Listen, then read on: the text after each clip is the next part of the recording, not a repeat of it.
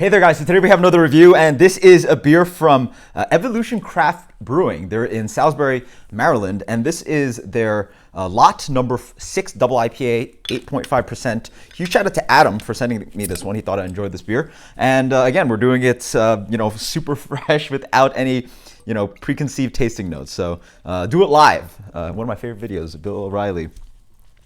F it, I'll write it, we'll do it live. Sorry for the impression. I absolutely love that video. Anyway, the beer comes in, very dark, yeah. Comes in, they call it a deep gold color, even leaning towards the light amber. Yeah, I would say even light amber. Beautiful carbonation rising out of the glass, a decent amount of clarity on there. Yeah, if anything, that's probably chill haze. Yeah. And then a fluffy off-white head on there. Let's get the aroma on this one.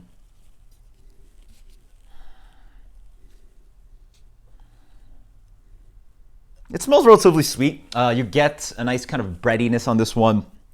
It smells as it looks, has a good amount of, pine and grapefruit quality behind it, maybe leaning towards a little tropical.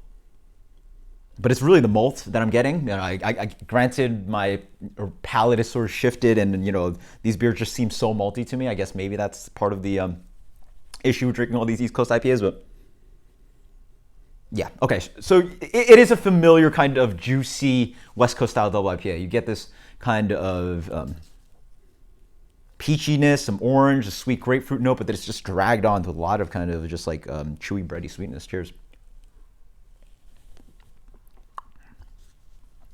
Yeah, it's actually pretty nice. So perception on the nose follows on the palate. Tastes straight up like a West Coast style double IPA. Wow, it's got that, even that pine to bitter it out.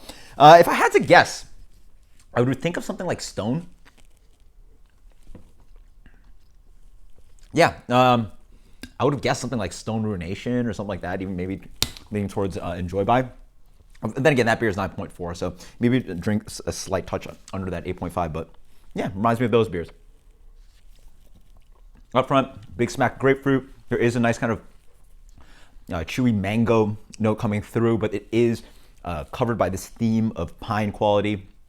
There's a sweet malt in the middle. It bitters out quite aggressively. There is this kind of evergreen pine that sort of just sits on the palate. It's very refreshing, almost a little bit minty. It reminds you that you just had a mint or just brushed your teeth with pine. It's pleasant. It's relatively nimble at 8.5%. It moves on the palate pretty well. It introduces that green bitterness pretty early on. The juicy, oh sorry, I did not mean to ding. It's not a ding beer. But it's still pretty nice.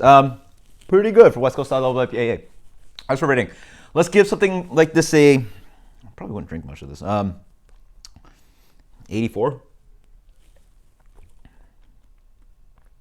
As you wait a little bit more, the juiciness starts to rise out of this. I'm getting more of this kind of, very sweet orange and this very sweet grapefruit note as well.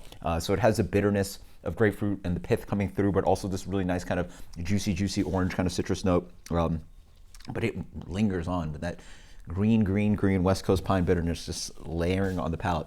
Yeah. Pretty nice. 83 on this one. Cool. Sure, why not? There you go. And as you wait more, even more tasting notes, there is a little bit of nice kind of biscuity quality. I get that kind of, even more, a little bit more complexity and depth of malt.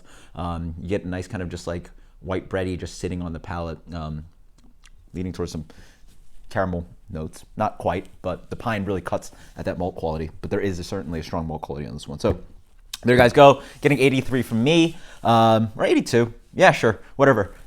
It's a West Coast style double IPA. It's a B- range for me. Until next time, guys. Cheers. Later.